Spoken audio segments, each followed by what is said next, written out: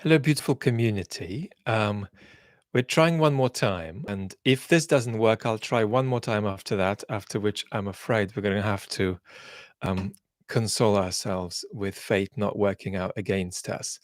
How are we sounding now? Are we sounding good enough to share a conversation?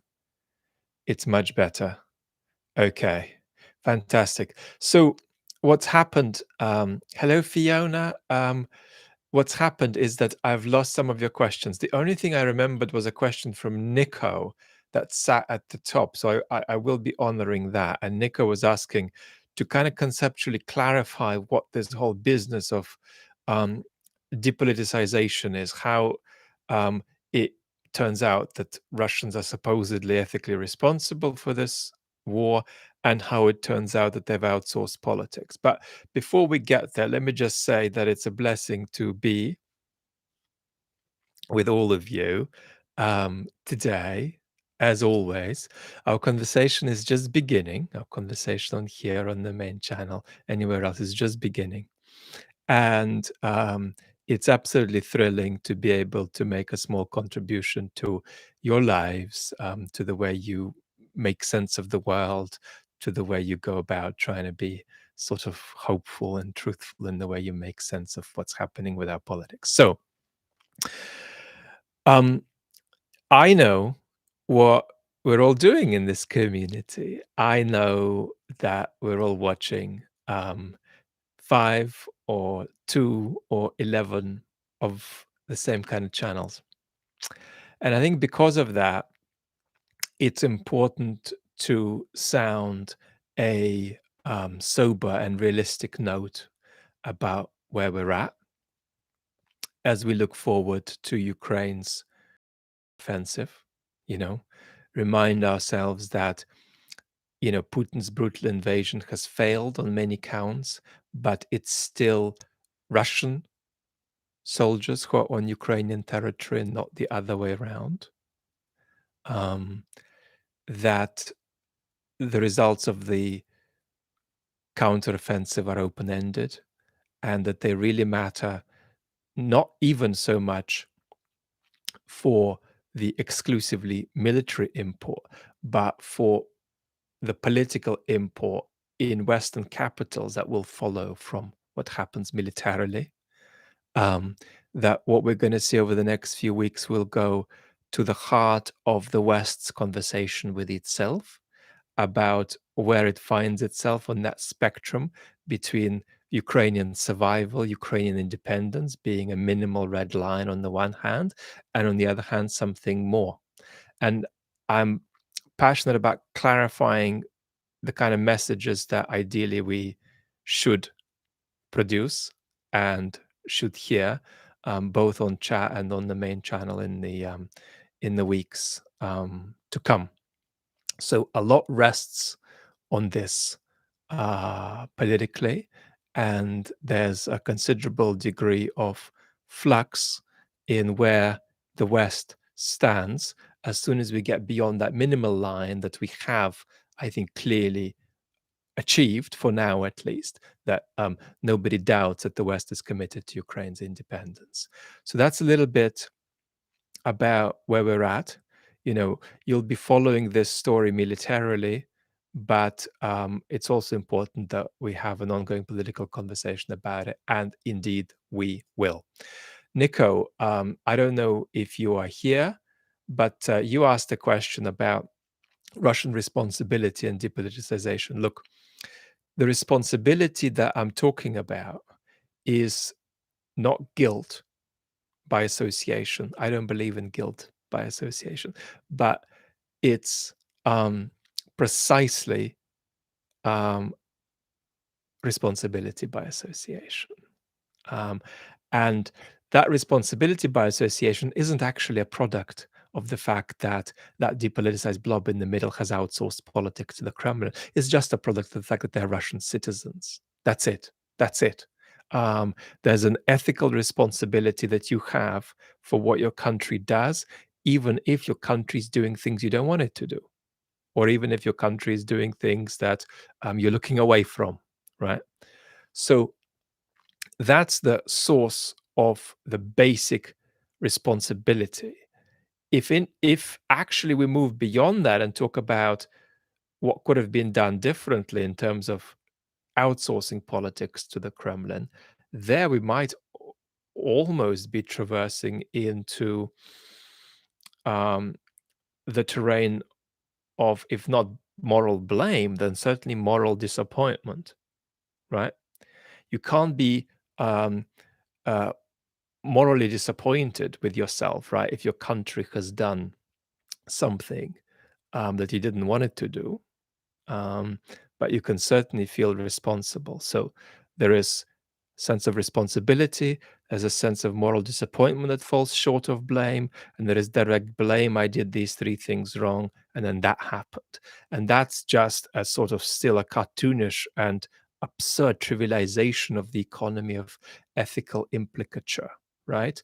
Do not think, as some rather scientific conceptions of morality in our society incline us to think, that either we've got blame or no responsibility at all. There's an ocean of gradation in the middle. So that's what I would say about Russian responsibility. In terms of how the outsourcing happened, we've discussed this several times before, but briefly, there's this extraordinary Soviet history of people trying to stay out of the state's way. And then um, there is the relative chaos of the 90s in Russia, followed by the coming to power of a political project, Putinism, whose main ambition, nearly whose main ambition, was to bring it about that people were dissuaded and dispirited from taking any kind of collective action, collective political action. From the very beginning, that was the point of Putinism. And a fascinating question occurs: when was it not too late? In other words, when was it not too late for Russians to organize themselves politically and put up a challenge, put up a fight? When was that time, right? And I'd argue that it was actually before the 2010s. So that's the beginning of an answer. Let's have a look at where we are at now. Roy, good luck to you too. Hello back to everybody in Finland. Hi, Sven. Welcome, welcome, welcome, everybody. Got London here, got Denver. We're doing well. We're doing globally well. Let's have a look. Oh, we've got a lot of stuff coming in. The spectacles are not okay. Nudes, they are crooked, but I haven't replaced them yet. But they're crooked, and I'm going a bit cross-eyed when I read with them. So, um, El Duderino is asking, how are the Ukrainian military thinking about destroying their own infrastructure as they potentially push the Russians out? I think there are military answers to that question, but let me just give you a political answer, and that's that the key big deal here is whether Ukraine is going to get reconstructed with a great deal of Western support. Either it will, which is what we hope happens, or it won't, right? And that fundamentally depends not on destroying this or destroying that. It fundamentally depends on whether Ukrainian territory is secure from Russian attacks, right? In other words, if you bring it about that Russian bombs aren't falling on Ukraine anymore, then everything can be rebuilt, really, everything that matters, more or less. But if Russian bombs are still falling on Ukraine, then regrets about destroying your own infrastructure as you push the Russians out are going to be relatively minor compared to that big problem. That's the big problem, I think, that politically concerns everybody the most when it comes to the integrity. NDK, thank you very much. When it comes to the integrity of Ukrainian infrastructure, Ukrainian livelihood, the return of Ukrainians back to their country, and so on. Tom is sort of re-asking the same question I've just answered. Tom is saying, to what extent is it appropriate to assign responsibility to a society when they're severely limited in how much control they have over their government? Kingfisher, no, it's just a self-administered haircut that takes me 10 seconds. For the last 2 or 3 years, I've just stopped going to the hairdressers. That's not a permanent change, but that's where it is now. I do think, Tom, the answer is that when it comes to ethical responsibility, there is such a thing as ethical responsibility by association, and it's absolutely there, even if you have zero control over what happens, right? Now, nobody has zero control, so it's always more than zero. But even with zero control, you're still responsible, right? I have a younger sister. She's about 8 years younger than me. She's in her mid-30s. And, if she robs a bank without telling me about it, I'm kind of responsible. I'm kind of implicated by association, even though there's no evidence that she was going to do it and I couldn't have known about it. And I myself would never do any such thing. That's ethical responsibility by association.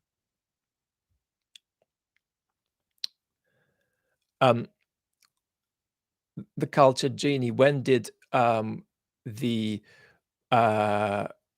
most sort of ghastly and despotic bits of Russian history began?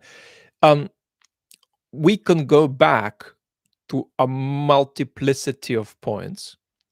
I mean, the last dramatic point we can go back to, I mean, you're talking about centuries back in your comment, but we could go back to the 1930s. Before the 30s, we could go back to the darkest bits of Alexander III's reign, and then perhaps back to the darkest bit of the whole 19th century, which is the period 1848 till 1855, the last 7 years of Nick I's rule, where all oppositional and heterodoxical thought was asphyxiated, and everybody who was anybody who was doing free thought in public was in jail or in an asylum or exiled or muffled. But I'd start this conversation absolutely with the 20th century. You can go back much further, of course, but I'd start it with the 20th century. In other words, I think that the preponderance of the darkness and trauma, which is palpable, right, and is unprocessed, really would have been avoided if Tsardom continued in 1917. So that's how I would weigh that conversation.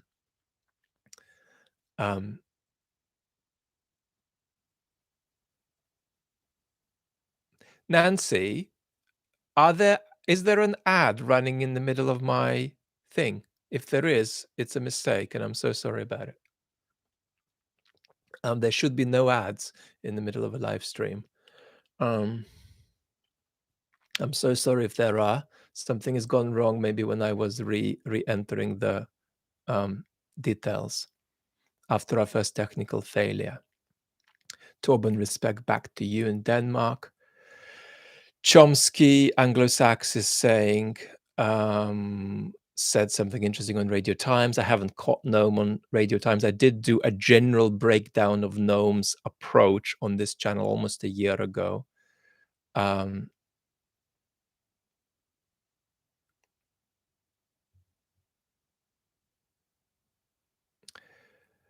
Matthias is asking, how problematic is the Russian imperial mindset for Democrats and liberal opposition? I tried to say something about this in the last video on the main channel. And the fundamental conclusion I came to is that above the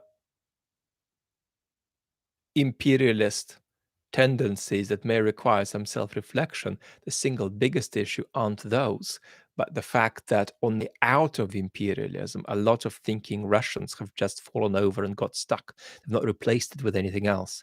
And so the biggest problem is not so much imperialism, but the fact that the imperialism has created a situation where it doesn't hold a lot of these liberal democratic Russian opposition folks in its grasp as much as just holds them back from creating a non-magical thinking based image of the future. Yeah, you don't want to say let's get rid of all imperialist thinking, and until we do, nothing is possible, because that never happens with any kind of prejudice. You still have plenty of it in the UK, for example.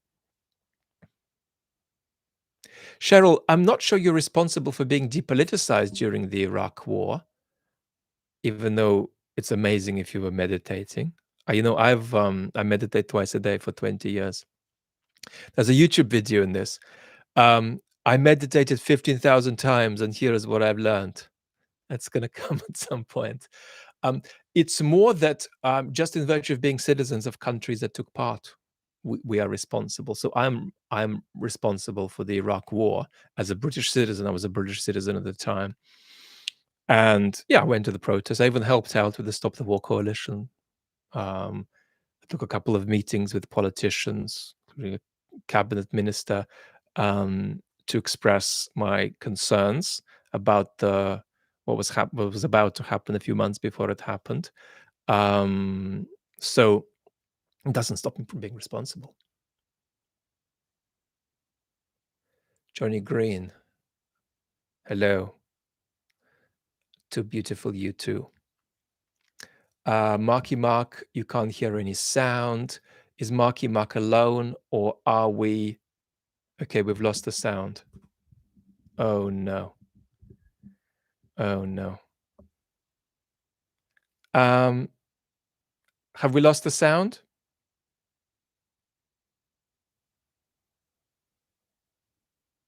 Okay. Okay. We're going. Okay.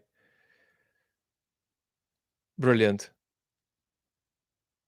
Oh, fantastic. We've had technical difficulties. Hopefully we're doing better. Sorry for everybody's experience of this. It wasn't ideal this time. So let's have questions.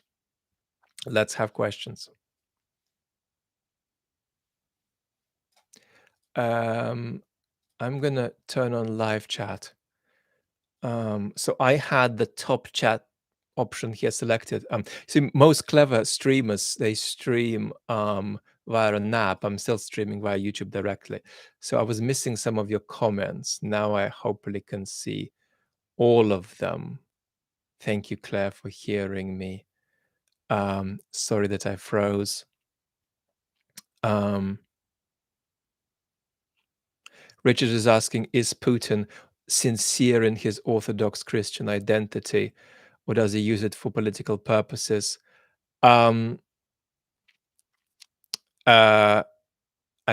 as sincere in his Orthodox identity as I'm Father Christmas. He has an eclectic sort of ill-assorted salad of spiritual and occultish beliefs, but he certainly is not part of any conventional religious tradition. It's political technology. Xi and Zelensky, what are my thoughts? For Xi, I'm a Russia commentator very much, of course. So I'm not a China expert. So my China comments always need to be reserved and just big brush strokes and nothing further. For the Chinese, Ukraine is probably a tactical rather than a strategic issue. What they're fundamentally interested in is division within Europe, and even more importantly, division between Europe and the United States to unobstruct the continued rise of China. And Ukraine is just a stick they can get hold of and exploit for their benefit within that project. And same goes for Russia. I mean, with Russia, they want to avoid a complete capitulation and collapse, but everything else is tactical, it seems to me. Um, Spaniard, thank you. Yorm is asking, you spoke yesterday about Putin's competency. What's going on with European leaders? None of them seem to be in control. I wouldn't go that far. I think that we have got some competent leaders and we have got competent institutions. Let me answer the question like this. The current British Prime Minister, just to take an example, is not even up to Mr. Putin's ankle in political sophistication or in political gravitas. But luckily, Mr. Putin is both paranoid and luckily and unluckily and delusional and has no institutions behind him. The British Prime Minister still has a functioning civil service behind him, a functional political infrastructure, and plenty of institutional checks and balances, and plenty of counter-majoritarian institutions that are functioning. So if you replace the British Prime Minister with just a relatively smart person you randomly picked off the street after looking for 5 minutes, roughly, things wouldn't go off the rails. So that's, I think, what we've got at the moment. We do have a crisis of quality in Western politicians. The crisis was already developing in the 90s, but it's come to the fore in the 2010s. We do have a crisis of quality on all sides, and we are relying on institutional resilience to compensate for the lack of healthiness and the lack of weight of some of our political representatives. I saw a remark about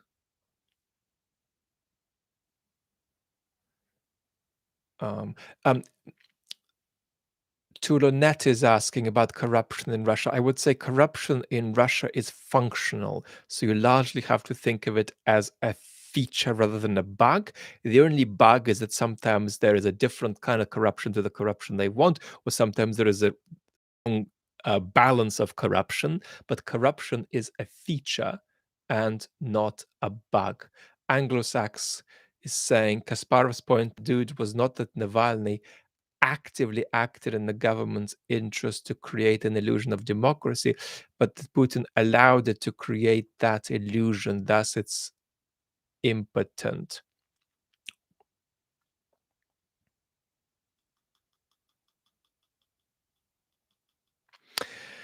There is a 20-minute segment that I did see of Mr. Kasparov speaking with Yuri Dud.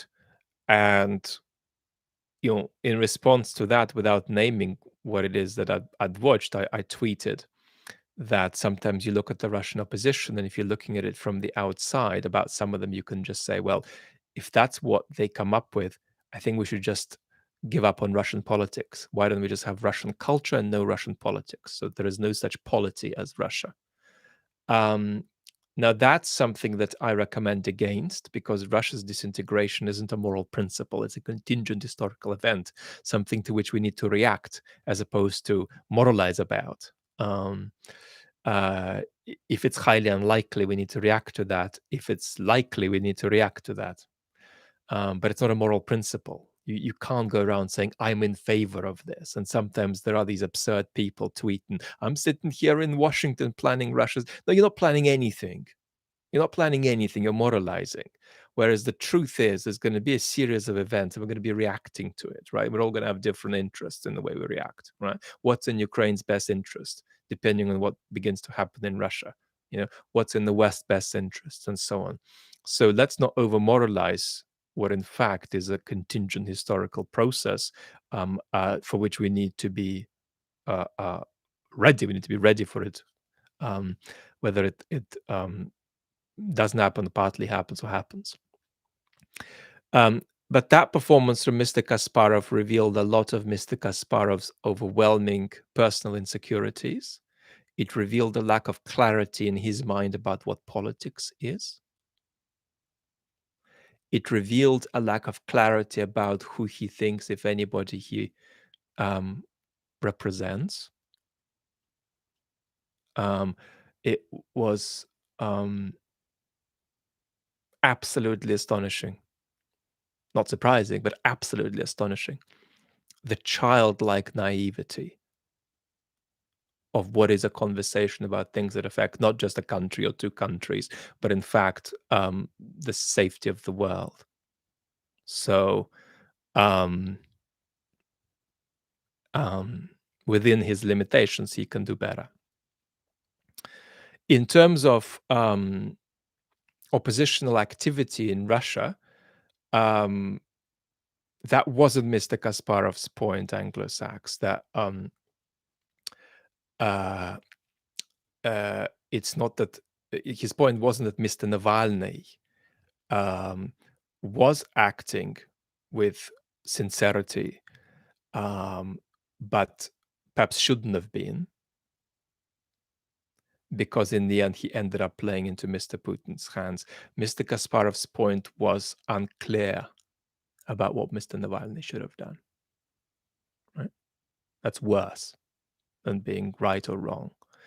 Now, Mr. Navalny's own argument would be the fact that I am in jail has proven that I am, even though I may have been used by the regime, as anybody is used by the regime, and the regime always tries to see conflict within the Russian opposition. But I may have been used by the regime, but I've won, because in balance they decided I'm much more of a threat to them than an opportunity they can exploit. That would be his position. But the other thing Mr. Kasparov did, he threw poison arrows at his colleagues who are in prison. One of them is being tortured. Suzanne, it's great to have you, and thank you. Yeah. So that's a bit on that performance from Mr. Kasparov. And I suppose where I'm leading with this is that I think Mr. Kasparov is essentially now addressing himself to a Western audience. It's not clear what his agency is in relation to anything that happens on Russian soil. And that's worth you being aware of. In other words, don't think of Mr. Kasparov as potentially having a clear body of people that he represents in Russia. Okay, let's go down. Good robot. Happy to catch you too. And I'm so glad you love the content. Hadebe is saying, thank you for all your thoughts and insights. Always a pleasure to listen to you. Always a pleasure to share things with you, including this little zing we've just had at Mr. Kasparov. And this is, I mean, Mr. Kasparov is, let me clarify what I've just said. Mr. Kasparov is not grifting, right? So these are not criticisms that accuse him of ill motives or grift, not at all. But there are people who are grifting on the good cause. But that not always happens. That's not even necessarily a bad thing. There are actually some people who are grifting on the Ukraine issue and are harming the chances of what we want to happen, ideally. But there are other people who are grifting on Ukraine, but in a way where ill motives lead to positive consequences. So we've always got to be calm about how we react to plurality of motivations and to a plurality of goodness and badness of motivation. Ace is asking a very fundamental question. It's almost sort of absurd. Can Ukraine defeat Russia's land grab? Well, Ukraine would say with more long-range weapons, with more support, and with more promises of sustained and escalating support. That's what that's what Zaluzhny would say.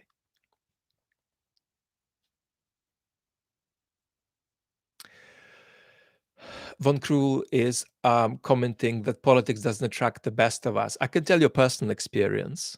I've been in and out of humanities departments for 25 years.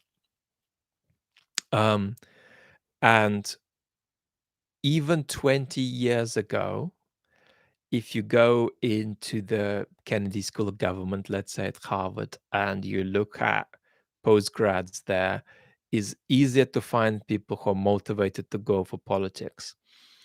And, whenever I have conversations about this with 70 and 80-year-old academics, they say, in the 80s, the proportion of my best students who wanted to go into politics was 10x what it is today.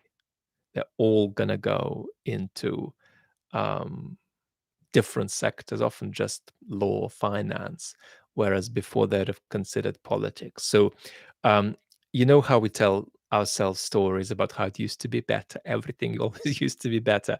And we got to recognize that in some respects, that's true. And in some respects, it isn't. But one respect in which it's true is um, if you put aside the question of your ideological preferences, and if you put aside the question of whether politicians are more or less well intended on average today than they were 20 years ago, there is no doubt that in the West, the quality of the average occupant of a ministerial position is just less.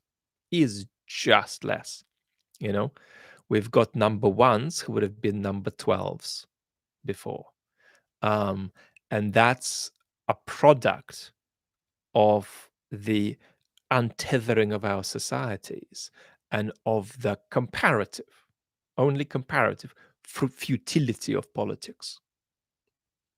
When politics becomes more futile, it's a reason to get more passionate about it, not to give up on it. But there is a sense that um, values like civic belonging, citizen, identity, the feeling that you're a citizen of your country together with others who disagree with you, that all being partly melted down by various kinds of social forces is making politics a strange kind of enterprise. And it's often generating the phenomena of the politician as entrepreneur, riding waves of the whoosh of public sentiment for their own self-growth. Politics is to some extent has become more a matter of career development. Um, these are difficult but not entirely insoluble problems.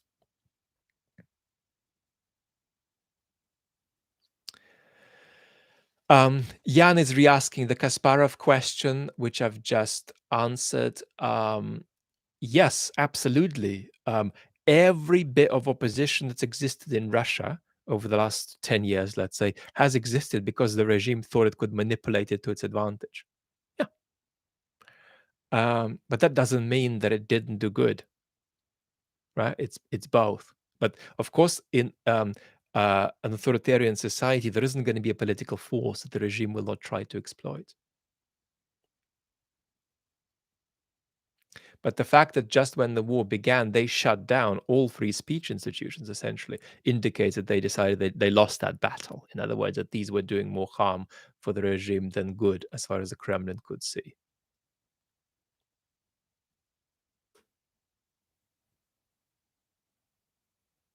Marmich is making an interesting comment about how we could have a repetition, perhaps if Russia loses this war badly, of the early 90s, when certain kinds of glib, Julia, thank you so much. You be well too. When glib ideas of modernization were um, grabbed and applied in Russia.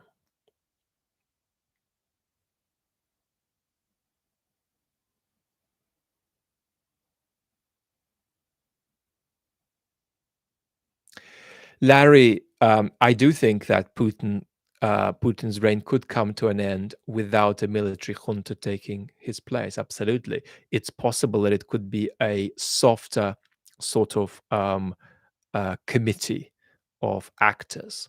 That and a hardcore military junta is possible.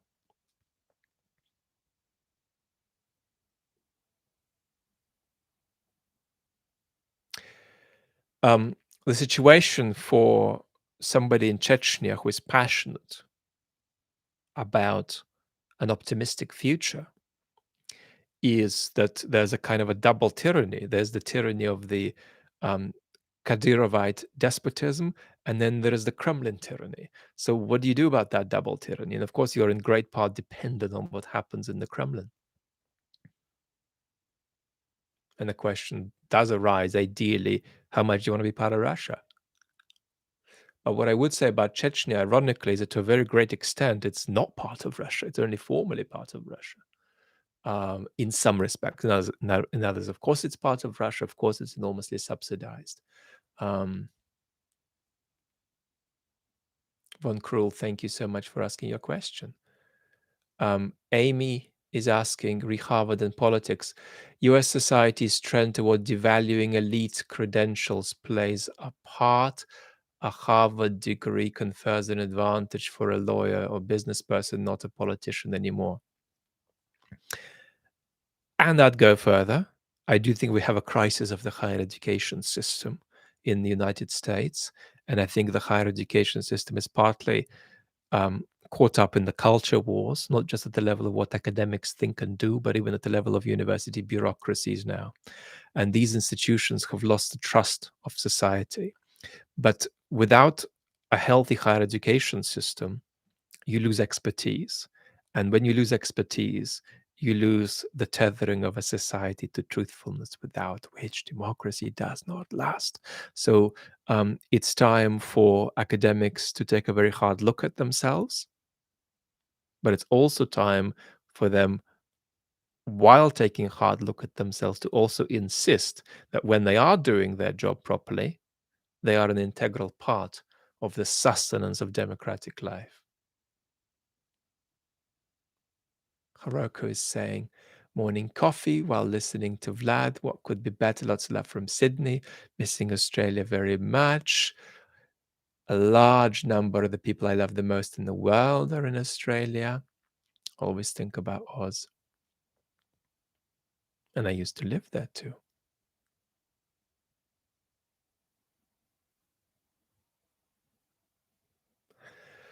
Some guy from Finland is saying, Vlad, do you think that in the future, 10, 20 years from now, some Russians will find it surprising Ukrainians hate them?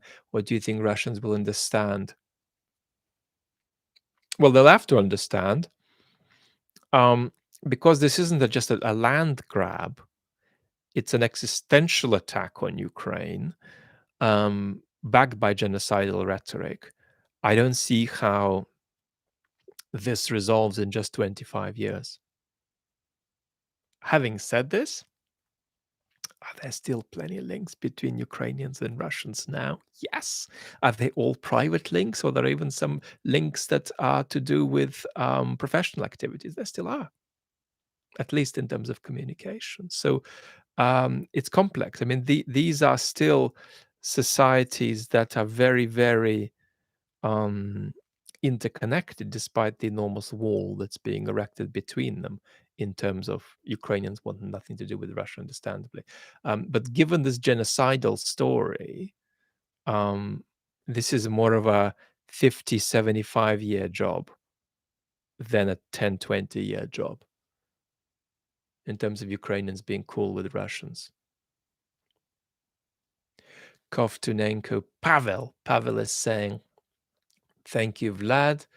I want to ask you, how do you build a new politics other than a Western democracy from the current state of the Russian Federation? Seems much harder than to build a democracy.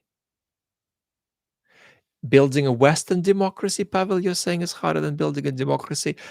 I'm not 100% sure I get you, but what I would say is that whatever democracy you're talking about, it's relatively easy to imagine how it might come about in Belarus. You can get a long way there just by unobstructing the situation, just getting rid of the Kremlin, getting rid of the Agroführer, and you can begin to see Belarus democratizing. With Russia, it's harder. It's harder. There's going to have to be a minimum of an extraordinary kind of dramatic decentralization and federalization, which may or may not be enough. to democratize. Um, Sleep in Beauty, good to have you as always. Thank you for being here. Yeah, yeah. It's a funny balance because I think certainly in the humanities departments, um, which are the departments I know best in the UK and in the United States, there's a sort of a blend of, on the one hand, complacency that everything is fine, on the other hand, a kind of defensive fearfulness that we're really on the back foot, that nobody trusts us institutionally, and that we better shut up. Um, and we need both more courage and more self criticism. And certainly, folks in the humanities often struggle with something else, which is very important to get right in a culture that's experiencing a crisis of expertise, a crisis of trust and expertise, is to stay enough in your lane. That's really, really important in the humanities. Um, there is a tendency either to think you can speak to everything or a fear about speaking to anything. And I suggest being modest about what's outside of your lane. Um, and not that these are sharp distinctions, they're not. And being courageous about what is in your lane.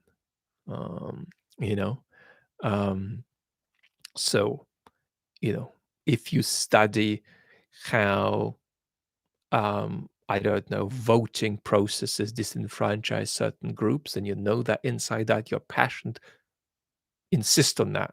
If you're ever on TV, if you're in the papers, insist on that. But don't then, go and give very complex explanations of things which really aren't part of your training and background. Crusader Damien is saying, I don't understand the Russian psyche. Even my Russian friends of goodwill somehow feel that imperial aspersions are not that bad while still being against the war. How are the two justifiable? It depends on what your friends are like and where you are.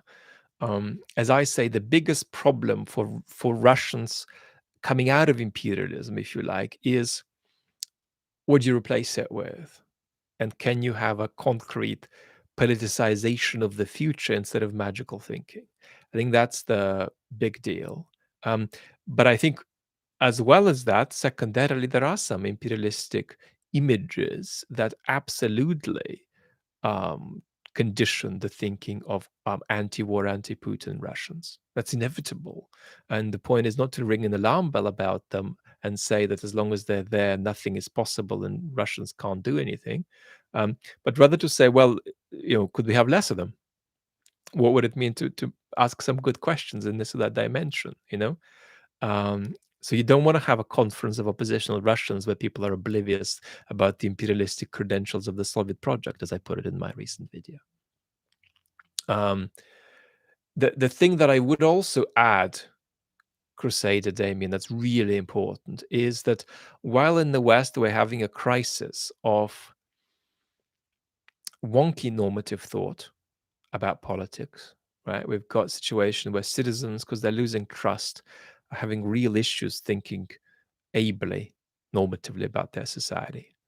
What they've got in Russia is not thinking badly in normative terms about politics, but not being able to think at all, not being able to visualize anything, not being able to ask questions like, what kind of country do I want?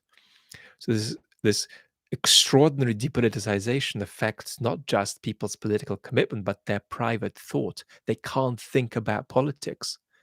Your boat is broken. Do you have any thoughts about maybe buying a new boat or fixing the one you've got? I don't know. I don't know. I don't know. I'll just get on with my day. But you need a boat. Are you going to get a new one or are you going to fix it? Have you thought of there's 10 ways you could try to fix it. I don't know. I can't. I can't really deal with these questions. I don't really do those questions. Okay. That's what's going on in Russia.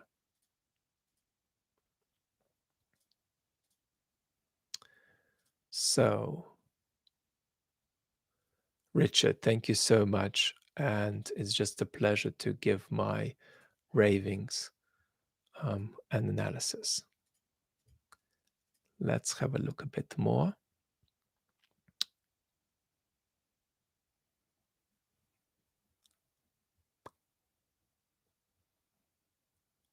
Ron, thank you so much. Yeah, I can be mean, but I'm not really mean about us when we are doing maybe wishful thinking and not asking enough hard questions. To be honest, I am um, quite loving of the community just because I think that there's a sacredness to each member of the audience. And, when I talk about love, I actually don't mean something really fluffy and everything really positive, not at all. Love is about sharing a message with somebody who some of the time, or even all of the time, might think you're an idiot or that you're weird, but still retaining this sort of open door to them to come in if they want for some of the things you do, maybe stay longer, maybe leave. There's a kind of an unconditionality about how you um, welcome and receive. So it's actually not fluffy stuff. It's the opposite. It's about saying that uh, I I am so grateful for positive reciprocity, but it's not positive reciprocity alone that I'm dependent on here. I'm also not going to go away, not going to stop speaking to people, even who see me as being confusing or spurious or weird. It's that I'm still there, even if that's what you think of me as. I'm still there. That's partly what that love story is about. In the way I define public intellectual activity, because it's just not possible to say I don't care about the impact I have. It's possible to say that in professional philosophy, um, that you don't care about the impact you have on the majority of your colleagues, um, because it only matters that people who really get what one does, you know, get it, and nothing else is important. That you can't do public intellectual work like that.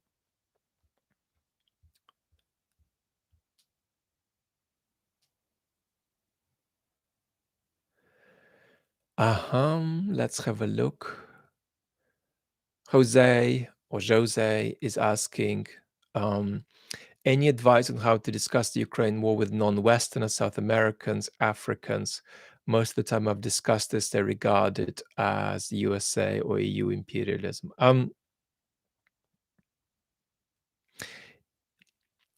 Depends on their political disposition. If they're coming at it from the left, a great trick I always like is speak to some Ukrainian leftists, right?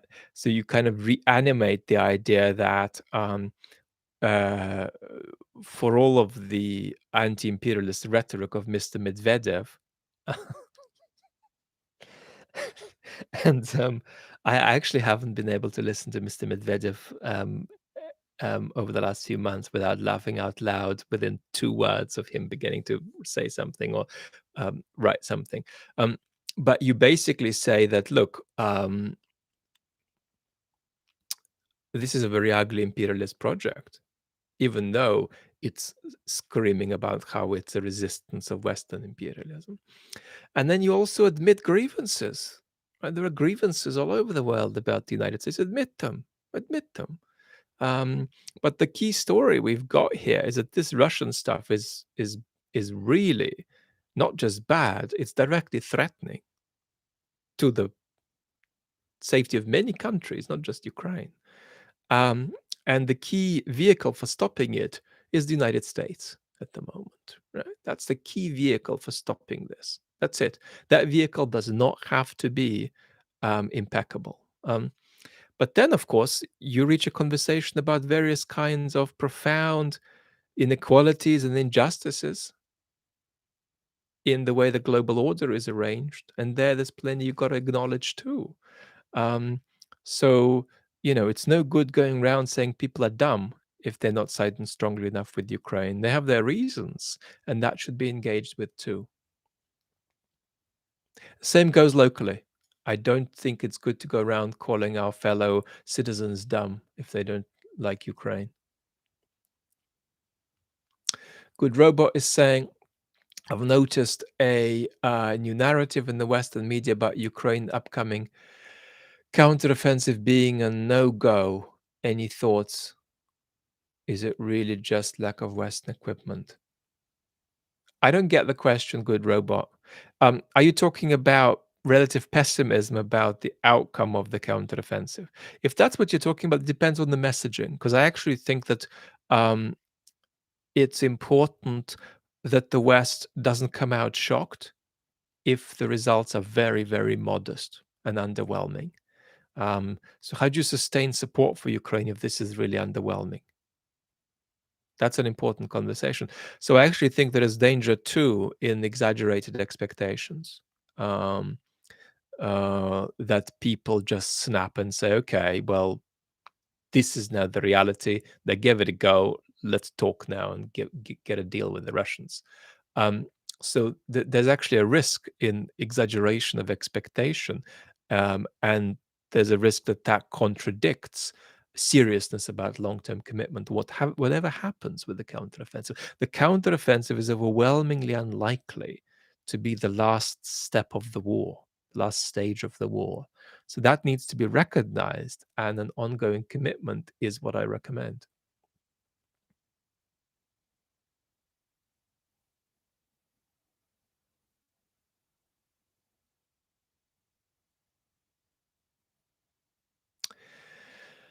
Orange Panda, will Russia emerge even more nationalistic if it loses the war akin to Germany in the 30s?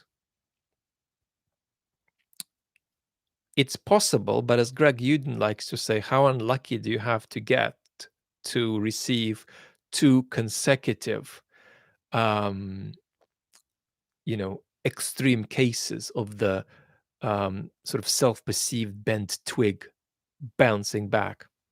I mean, you already have what you're describing now. I mean, you already have um, an extraordinary sort of compensatory violent acting out in response to perceived weakness and humiliation. So in a certain sense, we almost already have the worst version of that. How much worse can it get? So in a sense, that's an optimistic note because we're already there. So that's not a case of what might happen. It's what's already in the middle of happening. Can you get two of these in a row? Yeah, but maybe we'll be lucky that that's not what'll happen.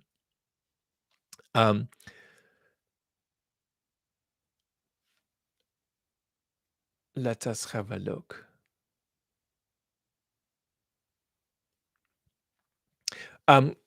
Which specific questions should Russian opposition come up with an answer to create a picture of a future? Thank you for that wonderful question. That is acceptable for the Russian population.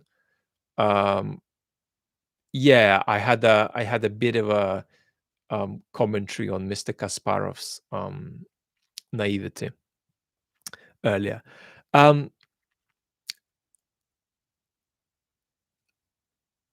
The point of the opposition at the moment, part of the point of the opposition, is to inspire normative thought about their own political future among the depoliticized blob in the middle. And that means addressing them in terms of where they're at, not in terms of where Balts, Ukrainians, or Canadians think they should be. Right? It does not work to tell that depoliticized blob, look at what you've produced. You are an appalling calamity. Wake up. They already feel an almost inconceivable helplessness. Yeah. So they need to be empowered, not disempowered in the discourse. And of course, discourse needs to be directed at them. right?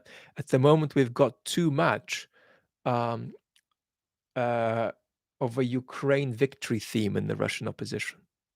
That doesn't say anything that gives friction, doesn't add anything, it gives friction to the Russian opposition, to the Russian depoliticized blob. So too many members of the Russian opposition at the moment are talking about Ukraine winning. Well, that depoliticized blob thinks, well, we've got a tyranny here, so if we win, the tyranny stays. If Ukraine wins, it just probably stays too. How does either outcome benefit us? We want to know. Maybe it does, but tell us how. So the message um, that okay, Ukraine is going to beat up Putin's army and Mr. Putin will melt away. That message is not good political strategy. It's not good political communication. It's not effective at waking these people up. Um, so you've got to address them, you've got to empower them, and you've got to give them the perspective that there is a future that's not Putin. And you've also got to motivate the West to make clear pronouncements about Russia and about Russia's future. So the West could say, well, if these 5 conditions are met, then we're going to give you this and that. But if they're not, we won't. So the perception of choice, the perception of alternatives, the perception that, okay, if we take these paths, then um, there will be certain possibilities for our country in the world. But if we take those paths, there weren't. That's what the West is telling us. Okay, so that's interesting. So how should we behave? So this is a slow conversation of politicizing that blob. But that blob doesn't get politicized by talking about how Ukraine is going to triumph. And that blob does not get politicized by being told off about its appalling moral incapacity. So that's these are some of these constructive concerns that you got to address. But it's hard. It's hard because you know you're talking about Russians who are in Russia being guided by Russians who are overseas. That's a very difficult balance. There's issues of trust. There's issues of connection there. So I'm not saying it's an easy job, but you've got to address these people in terms of where they're at so that you can motivate them, right? Reason is and always will be a slave of the passions, said the greatest philosopher who ever lived on the British Isles, David Hume. You got to start with what already motivates people and build them out from there, right? You can't give them messages that are going to bypass them. It's just not going to change anything. So that's some of my thinking about what works and what doesn't work.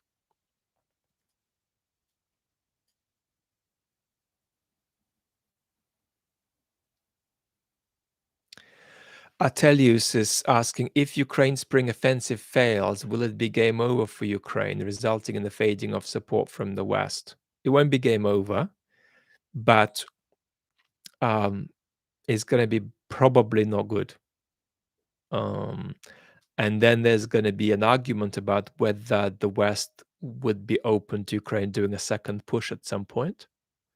And if that second push also yields moderate results at best, then there's going to be great political momentum to say, okay, enough now, enough. The problem is it doesn't resolve the challenge because Mr. Putin wants Kiev, Mr. Putin, as a minimum, wants all of Ukraine over the next 10 years. So there are no possibilities for a sustainable peace deal, except by defeating and incapacitating Mr. Putin and destabilizing his regime. So this is all difficult. But yeah, there's a serious concern about loss of sustained political momentum for support if the counteroffensive doesn't go well. And that's, as I say, why I think a lot rests on it politically. And the healthy political conversation to already begin having now is, okay, how do we make the case for support, whatever happens with the counteroffensive? Sleeping Beauty, thank you so much for being with us and take care. CS79N, could the Ukrainian loss failure to win result in a similar situation in 20 years' time to Russia now, just with Ukrainian revanchism instead of Russian? Could this also be a problem for Europe? No, um, because Russia has a special kind of end of an empire crisis. That's not going to happen in Ukraine. It's impossible. Um, but could Ukraine, on a bad outcome, become a militarized and barely democratic state easily? Yeah, yeah, that's worth um, uh, avoiding. There's plenty of Ukrainians who are thoughtful about avoiding that. And Ukraine needs all the support in the world to not bring it about. That's the situation they're in. Um, but no, Ukraine cannot have the kind of extraordinary revanchist outburst of a declining empire because Ukrainian culture is fundamentally anti-imperial.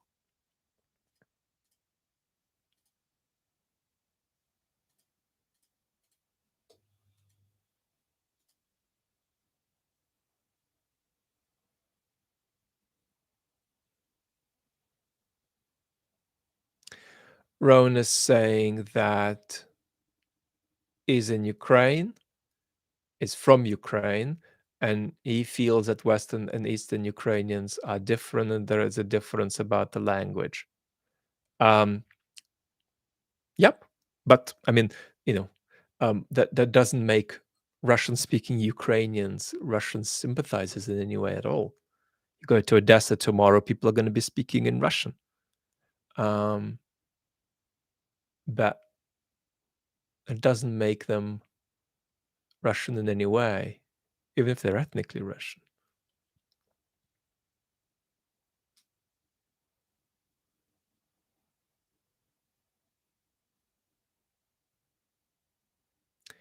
Let's have a look.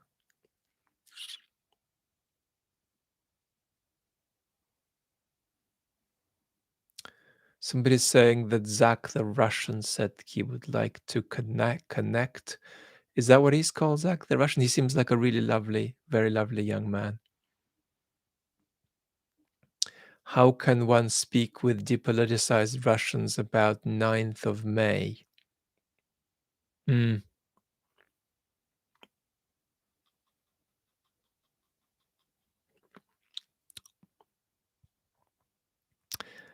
It's almost beyond words because the only cultural myth that all Russians shared was the myth about the Second World War, with a lot of truth to it. All Russians shared that myth.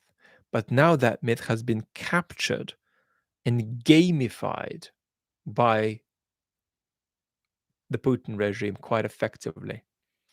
So certain impulses that were part of the Second World War and about the Second World War have been detached from it and politically deployed in a kind of postmodern way to apply to all sorts of things.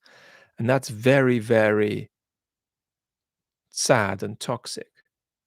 And we are seeing moderate success by the Putin regime to gamify all of these impulses to do with the Second World War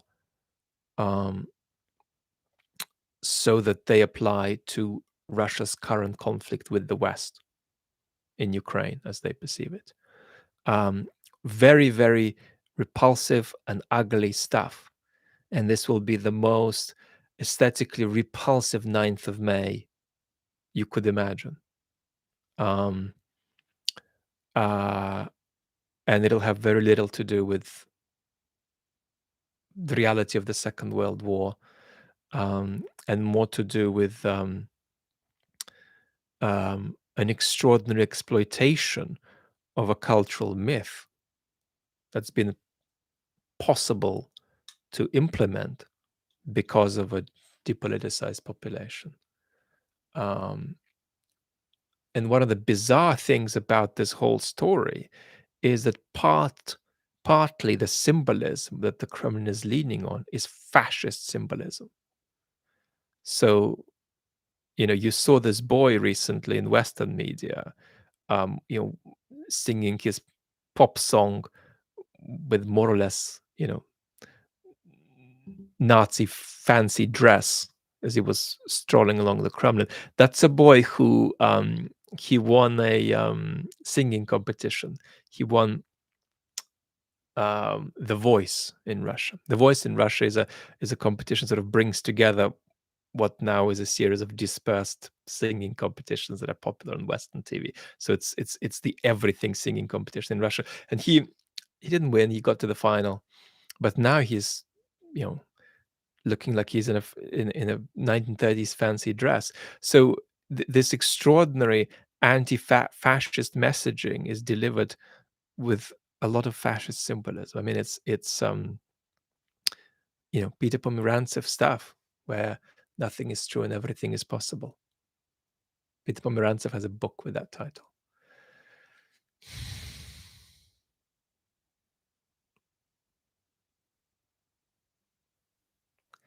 Tim is saying, if Putin dies, will the world find out anytime soon? Yes. If Putin dies, the world will find out, but I don't know if there'll be a delay. No, you could not use a Putin double to replace Putin and pretend he's alive. That is not possible.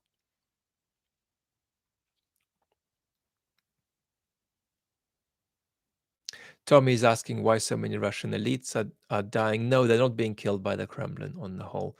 That's not the story. A lot of people are in a very desperate situation for all kinds of reasons. Some of them are in a desperate situation because of the sanctions.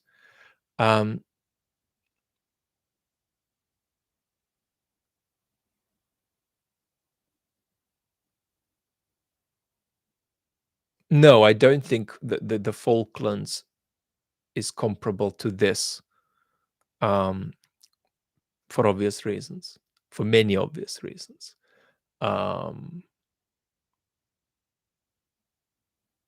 British media during the Falklands War was not saying we're going to kill everybody and nuke everybody all around the world.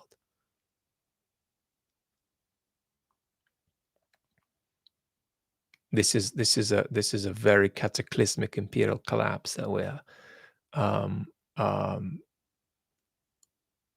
imperial self-immolation that we're witnessing.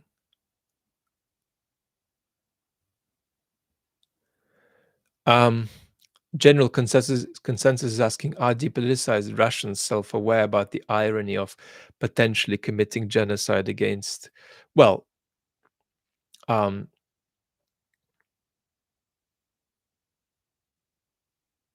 there's certainly plenty of war crimes, plenty of genocidal rhetoric. All of that is, I think, partly recognized as true by that depoliticized blob, just like with a quarter of an eye on it. But then they are turning away and evading. And that's for the same reason we've emphasized many times, that it's not that folks aren't partly aware of something is very wrong. It's that because it's so wrong that they're looking away.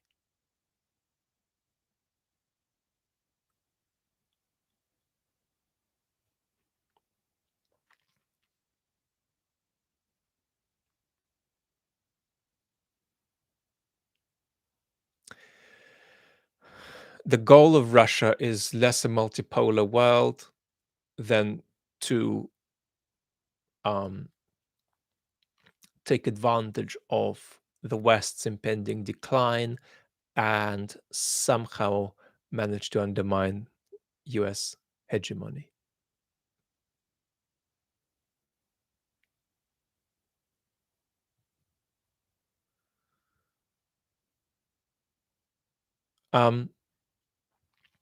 Yeah, Hungary is a worry.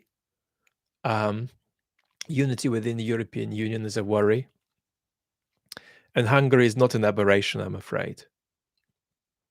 Hungary is an intensified example of a trend all over the European Union. We're going to be dealing with in the 2030s.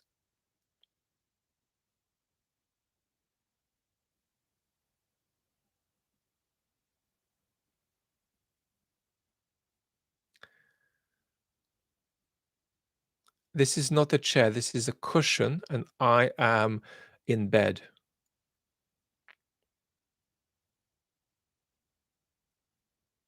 Andrew, thank you. Martin is saying if Russia can continue lobbing missiles into Ukraine after they're kicked out, how does this end? This is difficult because Mr. Putin is interested in Ukraine not rebuilding, even if the war is stopped, and even if it's only a part of Ukraine that Ukraine keeps. If Putin is able to chop off some extra parts of Ukraine and then halt the war there, Mr. Putin doesn't want Ukraine being rebuilt. So he is interested in generating enough physical insecurity so that there cannot be an influx of investment. That's a very serious problem to which there isn't a clear answer. Now, the best we can do is give Ukraine very strong security guarantees that are real security guarantees. So we recognize that just like Ukraine's sovereignty isn't toy sovereignty, so Ukraine needs security guarantees that aren't toy security guarantees of the sort they got in '94. And so if Ukraine's in NATO or something to that effect, that will stop Mr. Putin to a very good extent. But I'm not somebody who believes that once you get everybody inside NATO, they're just safe. I don't believe that, partly because Mr. Putin doesn't believe that, and partly because on a different hypothetical outcome, let's say if Mr. Medvedchuk wasn't telling Mr. Putin that Ukraine is sort of co-optable, but if Mr. Medvedchuk was saying, we've lost it, they're all against us now, they have this anti-imperialist move, I don't know what to do, I did my best. Um, Mr. Putin could have said, well, let's provocate something instead in a different direction, not in Ukraine. Maybe Eastern Estonia. So Putin is convinced that Article 5 will fail if you challenge it at the right time. So even Ukraine and NATO does not stop it being attacked by Russia as far as Mr. Putin is concerned. He just thinks that it can't just be attacked willy-nilly. You need to pick a special moment. And fascinatingly, I do think there's a demographic in Russia. I think it's probably about 1 or 2% of the population who would favor such a view, that the Ukraine war is really wrong because they should have attacked somebody else instead.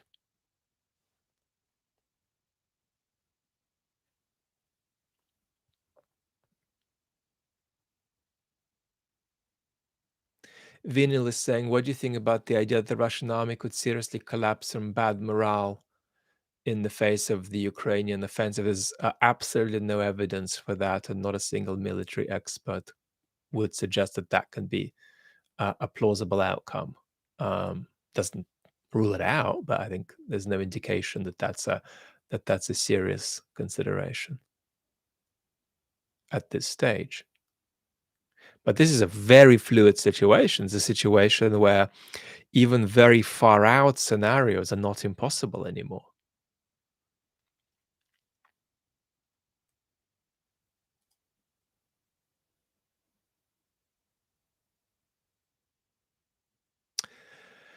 Do you think that Ukraine tubers like Jake Bro and Jonathan from Silicon Curtain are being over optimistic in their support for Ukraine? No, I don't. I don't. Maybe for Silicon Curtain, it's a question because he is a facilitator of conversation. For Jake, it's not a question at all. Jake is advocating against the Putinist imperialist project and for Ukraine. So that is what Jake is doing. So that's not a problem at all for Jake. It would be a problem for me because I'm not advocating for Ukraine. I'm giving political analysis, which happens to support Ukraine. So I'm not an advocacy channel. Jake's an advocacy channel. And he is an advocacy channel for Ukraine. He believes that's the patriotic thing for an American to do as well. So I think that that's perfectly in line with his mission. So, but do I think that if all of you only watch um, Jake, um, Ukraine Matters, Anna, Perun, we'll, Times Radio, we'll watch there's 11 channels. These are the channels in this algorithmic bubble. You are, a lot of you, in an algorithmic bubble, yeah, and you are getting an over-optimistic picture if that's all you consume. Um, but I think also um, that's not an objection to any of these content creators. They're advocating and they're on the right side in this conflict. So all credit to them, and I'm lovingly supportive of them all. So I don't see that's an objection, but it would be an objection with me, which is why, for example, it would probably be wrong for me to do a very good thing, and that would be to sort of, I don't know, um, uh, too overtly scream "Go, go, go, Ukraine," because that's not what we're about, and that would undermine our credibility here. So but that's simply because we have a different mission.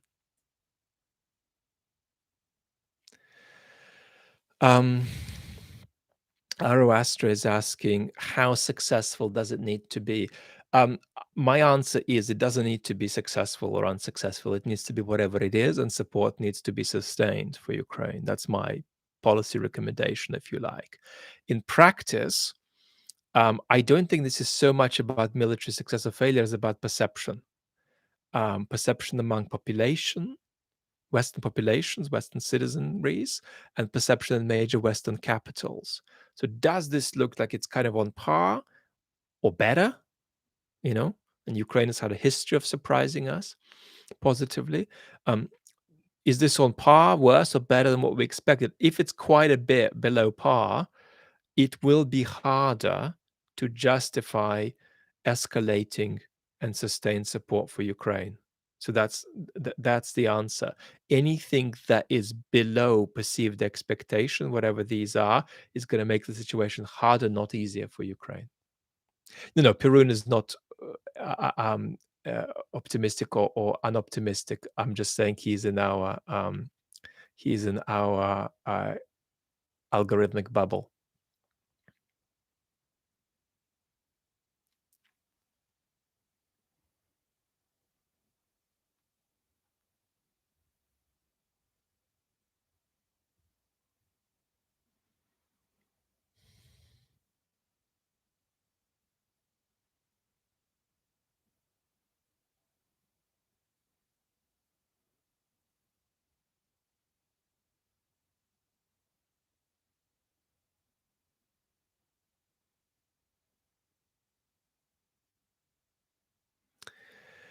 Stephen is saying, you've stated before that Western countries would be wrong to not be worried about post-war Russia as a security threat. If the US views Russia as a lesser enemy, how can they also be a major threat? Well, the United States doesn't want Russia as a sort of thing that keeps getting under its feet as it tries to figure out how to deal with China, basically. But a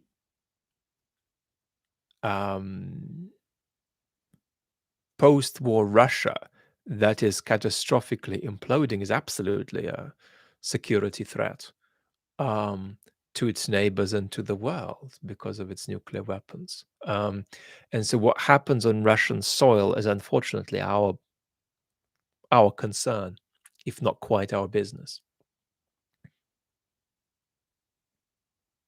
Winger is saying, why does Russian opposition systematically fail to produce a vision of the future since the early noughties, or rather falls back on being a reactive actor? Some do. Some do.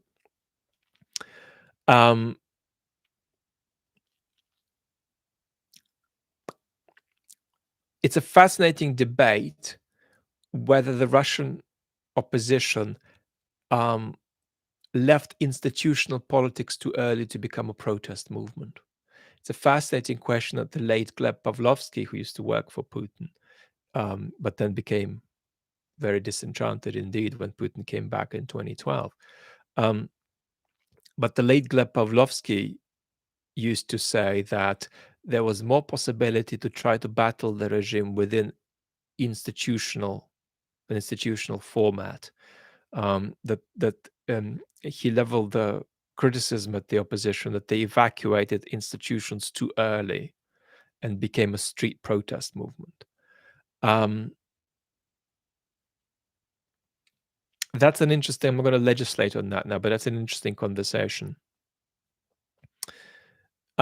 There's also an enormous history of divisiveness within the Russian opposition, and there's many pathologies about where that's come from that are worth exploring. But I do think that my rather lazy but accurate generalization that overall there's too much an absence of a concrete politicized picture of the future in a lot of oppositional discourse, I think that remains true. That remains a problem. We need more politicization and less morality, for example. There's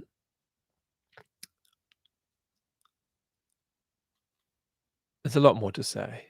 We'll end up saying it at some point, I'm sure. Let's have a look.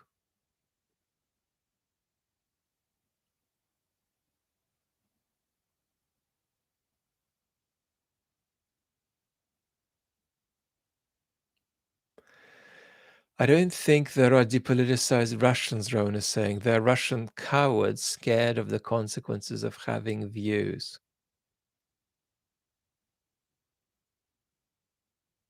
I don't like that statement, but even if I liked it, that statement is not correct. Because if you're a coward who is scared of views, that is a prime example of depoliticization, potentially. So I don't see what point you're making. James, what do I think of Stephen Kotkin's analysis of what is happening in Ukraine? I think it's bleak, and it's not entirely mine.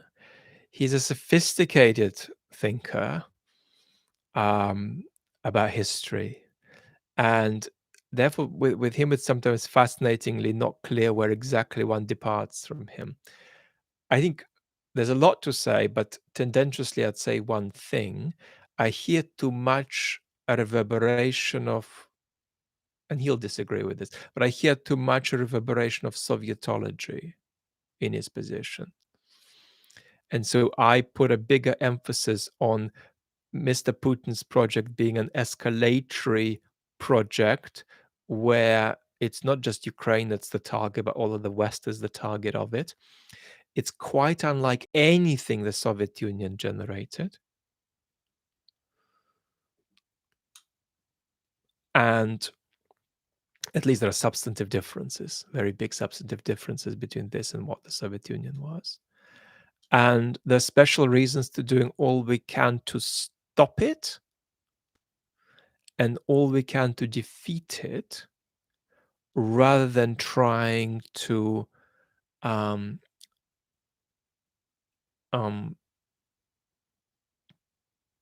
excessively accommodate it in exchange for peace.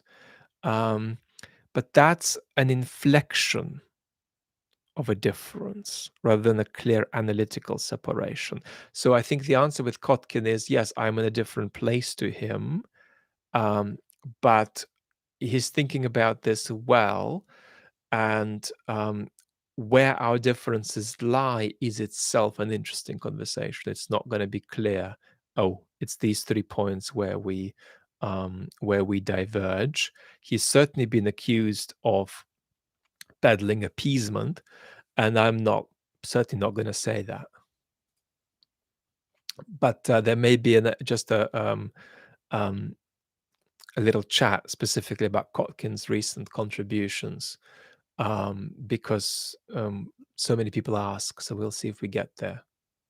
Greg, thank you. Andrew, does the West, especially the US, want Ukraine to win or just not to lose? In my view, the West is not committed to Ukraine winning. Would they support an offensive to retake Crimea? They wouldn't oppose it, on the whole. Some would. They wouldn't be fully comfortable with it. Washington would not be fully comfortable with Ukraine taking Crimea. I think that cartoonishly, the West would like to see Ukraine come closer to winning than they feel they really will, but it's not committed enough to say, we're going to work at this until we bring this outcome about. The key non-negotiable for the West is Ukrainian survival and Ukrainian independence, And when we say, well, Ukraine needs some longer range weapons, Ukraine needs more tanks, Ukraine needs more of this and more of that, the problem isn't just tardiness with delivery. The problem is partly that too many actors in the West don't want that. They don't want to give this to Ukraine. So I would say that the most optimistic story is that the West is committed to independence and survival plus. But is it committed to a full Ukrainian victory, liberating all the territories to the 91 level? There is no such commitment. No. Are there very good reasons for there to be such a commitment? Yeah, within the bounds of nuclear escalation, yeah. So my position. My position is that we should be supporting Ukraine more than we are. So that's where I'm at, Andrew, on that. So in crude terms, we're sure of a commitment to a Ukrainian victory by quite a bit. But we are systematically committed to Ukraine not losing.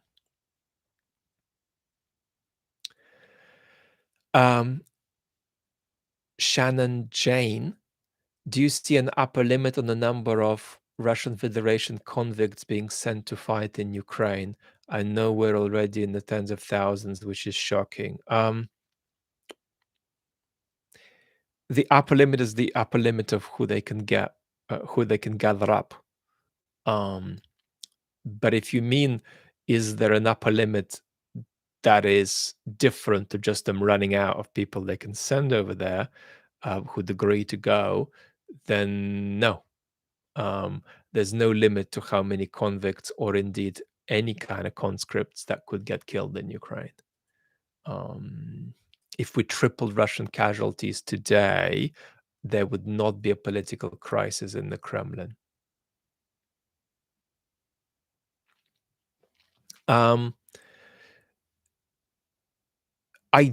Rob is asking, would Poland come in with boots on the ground if Ukraine was losing badly? I don't think Ukraine could be losing badly in the near future, unless there's a long-standing conflict or a freezing of the war, and then it restarts at the time when the West is not willing to support Ukraine. The West will not allow Ukraine to lose badly. We are committed to that. And so that's not a conceivable scenario in the near term, really. A bad defeat for Ukraine. It's just we're not going to allow it to happen. No, the United States, if the United States is not willing to support Ukraine itself, it would not let NATO countries get involved without it directly. So if Poland's getting involved without the United States, that means a kind of dissolution of NATO has occurred, which is what Mr. Putin likes.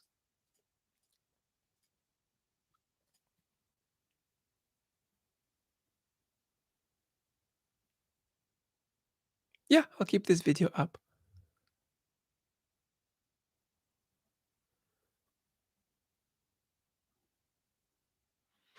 how we're doing. Coming up to the hour and a half mark, so we'll be taking a few more. I think a few more.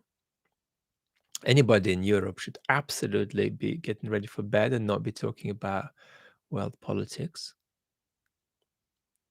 E has got a question.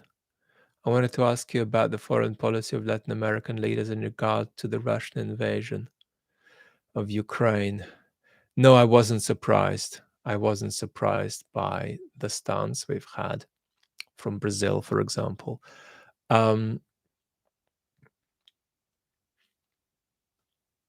This takes us back. Yeah, this takes us back to the previous conversations about the West's incapacity to galvanize a global alliance. And that raises big questions about the international order. The question. Do you think Jordan is saying the back and forth positivity and pessimism on the counteroffensive weighs on Ukrainians? What weighs on Ukrainians is that they want more help than they're getting. That's it. Ukraine's position is very simple. It's going to fight and try to evict the Russians until they feel A, that they can't, and B, that they can't now and couldn't later. That's it. Until they feel A and B, they're going to fight. So this is something that sort of gets settled on the battlefield to this extent. But what is, concerning for Ukrainians is this extraordinary vulnerability and dependence that they're fighting a war for which somebody else is paying, and the one paying for it is not convinced where they're going to be the day after tomorrow. It's a position of extraordinary vulnerability. That's actually why I call this a proxy involvement, why I do call this Ukraine America's proxy, because being a proxy is a very vulnerable position. And so this is an extraordinarily uncomfortable situation for Ukraine. They're fighting for their survival without knowing that the help on which they're completely dependent is going to be there tomorrow. But in terms of their approach, it's simple. They're just going to do what they can on the battlefield, and they're going to stop only when they feel that there's nowhere else to go.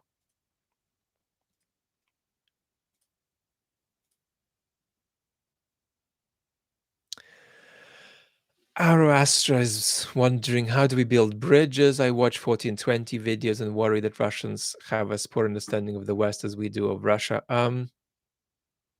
Theirs is worse than ours, I would say. I would say that 420 is not, it's wonderful, but be careful about thinking that's representative. Be very careful about thinking that's representative. You're not getting a cross-section of Russian society necessarily there. You're getting wonderful data that you have to then use some skill to assess. But just remember that if a Russian came to me and asked me, should I speak to 420? My advice would be no, don't.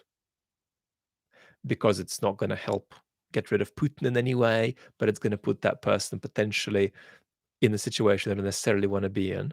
They're mostly fine, but there's a bit of risk. And so don't think that that's representative. Think of it as something you've got to then sort of filter a bit and put into the right balance. Don't think that you're getting a picture that is in itself balanced. You're getting a fascinating insight, but it needs to then get a bit of balance from you. In terms of how we build bridges by contributing to the politicization of a post-Putin future. Russians, if you do these 5 things, we're going to reintegrate you and we're going to take away the sanctions. Or maybe we won't. But what are we going to do? What are we going to do? What are our expectations?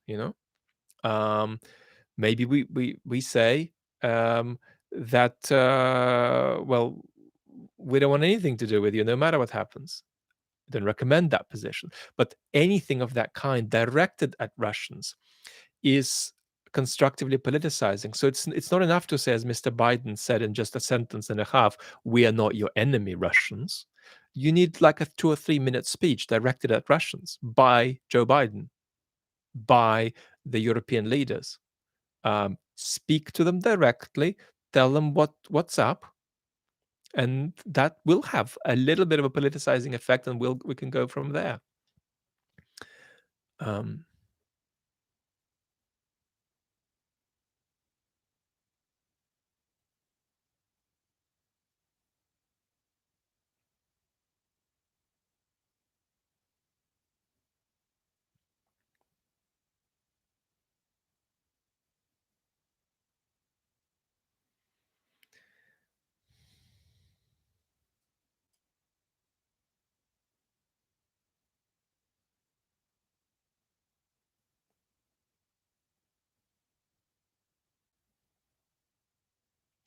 no, it'd be a catastrophic political person of any kind. I'd be a catastrophic negotiator.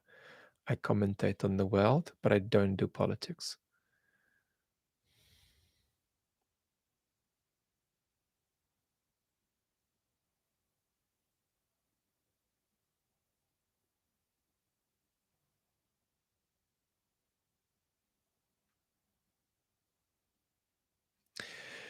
Do I think Arnie's video helped? I think it helped, but its effect is misunderstood in the end because there's no information crisis. There's just not. That's not fundamentally what the problem is. It's not that Russians have a paucity of information about what's going on in Ukraine. It's that they're averting their gaze. That's different. Um, so this idea that we have to drop leaflets and wake them up to what's happening is nonsense, really, in the end. But do I think Arnie's message is kind of good? Yeah, I do. Arnie is universally loved I haven't made a video at the beginning of the war about his message. Arnie is universally loved in Russia because he was even bigger in Russia in the 80s than he was in America, because his films were so big in Russia, including, I think, Commando. Um, and because there were fewer films in Russia, the stars of the films that appeared, and Bruce Willis again was huge in the 80s in Russia. But because of the films that appeared, because they appeared in a much smaller pool, their stars were much more prominent. Whereas in Hollywood, there could be 23 superstars. So, in this disproportionately weird way, Arnie had a tremendous fame in Russia in the 80s.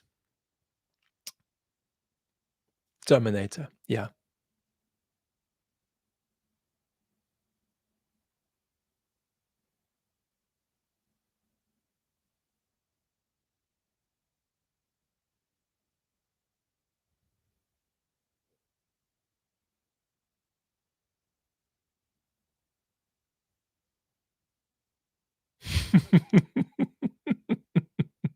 Yeah. Oh yeah, that line is from the Red Heat film. Oh my word.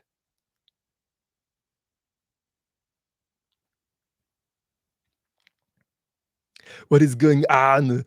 No, I did not do an Arnie impression.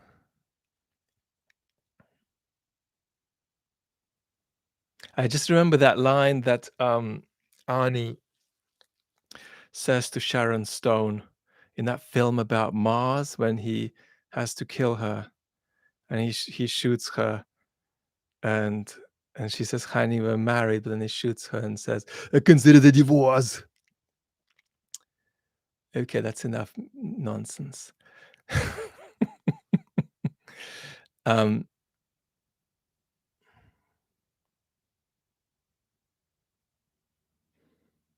I have a structural heart issue that I have to get scanned once a year. It's nothing to do with my health condition that stops me from acting. And Arnie has some similar issues, so I'm empathetic with his journey. Will, thank you so much.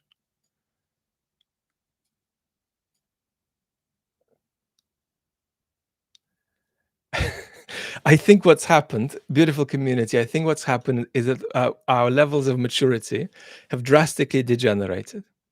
But we've got to be aware that actually for YouTube, we're a very mature community. There's a lot of people here who are 50s, 60s, 70s, 80s even. So we're actually not a bunch of kids. So we've got to keep up our level of moral seriousness. Not really. So I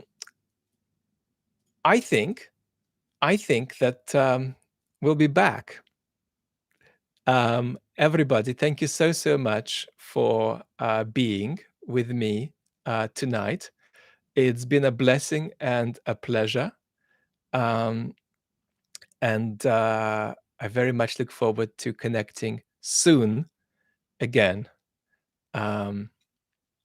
Yeah, I get data from YouTube about how old the community is. And for quite a while, and it's almost is still the case, is absolutely stunning, by the way. Our biggest demographic was over 65s, quite seriously. And it's still borderline one of our joint biggest demographics. So it's interesting. Because you kind of think, well, you're on YouTube and everybody's 17, but not at all. Not at all. The majority of this community is over 45, and we've got plenty of people here. We've got plenty of people here in the 70s and 80s, which is fantastic. There we go. Exactly. Yeah, it's my birthday in less than 2 weeks, and I'm turning 2. Is it 2? 42. Yeah, I'm 42. I think I'm 42. So fantastic. Listen, everybody, take really good care. My privilege to have been with you tonight. If you're in Europe, have a good night and have a good rest of the day. If you're anywhere else in the world, lots of love and bye. Anna is 44. Interesting. Everybody sharing their age. Fantastic. That kind of represents what I thought. Very, very interesting. We're really grown up. Lots of love and bye, everybody.